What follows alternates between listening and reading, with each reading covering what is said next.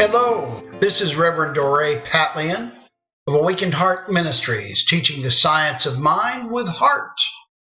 The science of mind is a philosophy developed in the 1920s by a gentleman by the name of Dr. Ernest Holmes, one of the great American spiritual teachers. But it's based on teachings that go all the way back to Plato, through the Gnostic Christians of the early days of Christianity, and that thread of truth has never ceased to be taught. It is the thread of truth that runs through every great religion in the world. When you boil the religions down, from ritual, dogma, things like that, down to the real truths that they teach, you're going to come to science of mind. Today's lesson is called Further Along the Road to Wellbeing. Now, last podcast, we talked about getting on the road to well-being. Now we're going to walk down it a bit further. Last time I asked you the question, how many of you have experienced a consistent feeling of general well-being? A feeling that most everything was going well, that you were on top of things and life was good. I wish that we could have taken an online survey, for I believe that not many of us would have answered yes to the question of well-being. Last week, I asked each of you to look at your reflection in the mirror, and rather than seeing the face of an imperfect product of sin, living an imperfect life in an imperfect world, try instead to see the face of your Creator looking back at you. We discussed how hard this might be for so many of us because we've been taught a great falsehood, that we're flawed, sinful, weak worms of the dust, that are imperfect by nature and must be saved from our own natures. The great truth is that we are divine humans made in the mind of God. How do we know this? Well, most of us around the world would probably agree, no matter what our concept of God may be, that God is a perfect being, perfect mind, and perfect substance. Surely God must be superior to us, or else there is no hope. If God be not better than each of us, then what is a God for? You know, from perfection can only come perfection. If God is perfect, all-knowing and all-powerful, then how did we become so flawed? And how is it that we live in a very imperfect place called Earth? God is the creator of all that exists, is he not? Well then, like may create only that which is like itself. A dog cannot give birth to a cat. Radishes do not spring from seed corn. Likewise, a perfect God may not create fallible, flawed, and evil creations who live in a patently imperfect world. If we are made in the image and likeness of God, and by that we don't mean face or color or features or even having a body, but the essence and the mind. Every person on this planet, and those on planets yet to be visited by humanity, was created perfect by a perfect God. The logic and truth is inescapable unless you believe God to be a prankster or a practical joker. Because God is perfect from perfection, can only be made perfection. How is it that we were born perfect and end up like we are today then, Reverend, you may be saying? The answer may surprise some of you, and for some it may seem simple. We believe we're imperfect. That's why we're imperfect. We believe that the world is imperfect by definition, so imperfect it is. This is the second great lesson on the road to well-being, and that is that each of us thinks our life experience into being. You know, sociologists tell us that a critical mass, that's about 33% of any group, whether it's a nation or a culture or a church group or whatever it is, that 33% thinks the reality of life in that nation or culture into being. And by extension, a critical mass of the entire planet creates the reality of life on this planet. We don't all have to think the same thoughts, but if enough of us do, then it becomes the dominant thought stream of that group, and the whole group moves with it. It's called a critical mass. Individually and collectively, we think our own reality into being in exactly the same way God thinks the cosmos into being over and over and over. You know, ladies and gentlemen, thought is the child of mind. I'm going to say that again. That's important. Thought is the child of mind. And mind is the creator of all that has ever existed, exists now, or ever will exist. You see, everything in our world, including us, began in mind. The planet itself was a thought in the mind of God, who spoke His word and it came into being. The church you go to didn't exist until an architect conceived it in his mind, and then the builders executed the vision in his mind, and you have a building to worship in. The house you live in was designed by an architect and built by men who were skilled at building things. They created his vision in form for you to live in. Everything begins in mind. You see, thoughts are not idle fancy. No, indeed. Thoughts are things and they are creative. Once you understand and accept that all begins in mind, God or ours, then you understand how to take control of your life by taking control of your thoughts.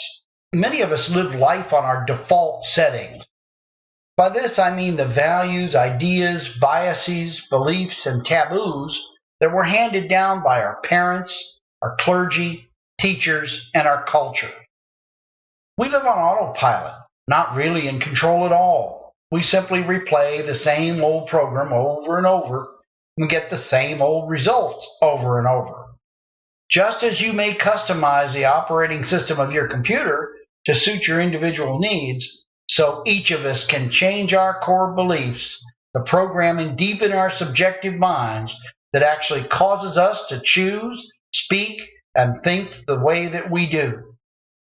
You see, we can see all around us the truth of this. A Frenchman doesn't think in exactly the same way as a Brit, as a person in Great Britain. As a matter of fact, they're quite different people. A German and an Italian are about as different as two groups of people can be. Their whole way of life is different. Chinese and Japanese may live very close to each other right across the Sea of Japan, but they're totally different in their culture, their way of thinking, and their way of life, because share a different group consciousness. And that's what we're really talking about here. Most of us live on autopilot, and it's time to get off of it. We have the ability to change our core beliefs, the programming deep in our minds, and when we do that, we can change our life. It's really this simple. Change your thinking and change your life. I did say that it's simple, but I don't want you to think that it's easy. Like most great truths, it's simple to understand, but it's very hard to apply in your life. Perhaps that's why everybody in the world doesn't know this and isn't using it. Anyone can do it, but you must want to change from the inside out. This is not an easy, quick fix, gee, I can have a new life in an hour and a half kind of thing. Because what we're asking you to do is changing your thoughts. You are a collection of your thoughts. That's what makes you. That's who you are. If this great change was really easy, we could wipe out all the problems of the world in a month. But we haven't done that in 5,000 years of history because it isn't easy. You see, your outside world will not change until you do. You have to change from the inside out.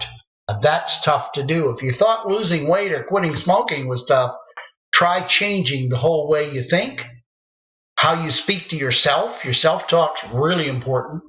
How you speak to others, and the choices that you make, and the choices you fail to make are equally as important. You have to change the whole way you do business in your life. That's not easy. It's not even easy for someone who studied the science of mind most of his life like I have. Until you have the discipline and the great desire to change your life, you will not see your life change around you. You see, your outside circumstances are nothing but the reflection of who you are inside. So many of us don't know that. We think by moving to another city, or we call that the geographic cure. Gee, I live in LA and things aren't going well, Los Angeles. I think I'll move to Seattle. The only thing that's going to change is you're going to get wet because it rains up there a lot. You're going to leave the sunshine and go into gray skies and rain. And then you're going to say, now, why did I do this? Pretty city, but it's wet. All right? Or, I can't get along with this wife. I think I'll divorce her and I'll get married again. Or this husband. No, because the problems inside of you, the things that are helping to make that marriage difficult, will still be there. Remember the old expression, wherever you go, there you are. So in order to have a real change in your life, you've got to change you, and that is difficult. If you could have the life you always dreamed of, wouldn't it be worth the work? Wouldn't it be worth the work if you could have the life you always dreamed of having?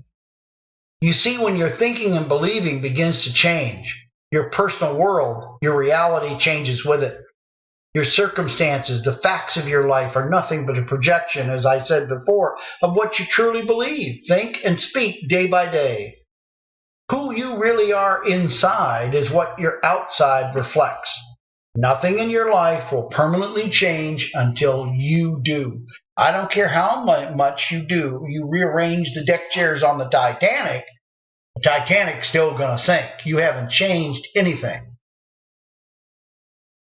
Today's lesson is simply that you're a divine expression of God.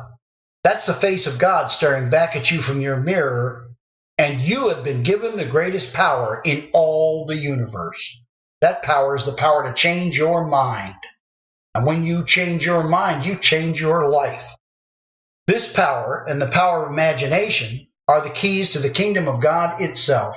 That's really the message that Jesus of Nazareth was trying to teach us, but he was so misunderstood. We got the totally wrong method. It wasn't about him dying on a cross and paying our sin debt. It was that if we can change the way we see each other, if we can see God in the eyes of every man and treat him accordingly, if we can change our hearts from hate to love, if we can speak only of things of good report and think only of things of good report, we can enter the kingdom of heaven. And when we do that, we live eternally. That was the message. Next week, we're going to discuss imagination, which may be the greatest power we have. It's what makes us human. We can literally create things that never existed, go places that we've never been, all in our minds. It's what makes us the greatest creators in the universe outside of God. Next week, we'll be talking about imagination. Do be with us. Until then, may God bless and keep you. May his countenance continue to shine in your heart and be with you every moment of your life. Be well and be happy. And so it is. If you want to learn more about the teaching of the science of mind, I would ask you to go to Amazon.com, look up The Science of Mind by Dr. Ernest Holmes, and you can purchase it for $3.95. It'll be the best money you've ever spent. Until we speak again, goodbye.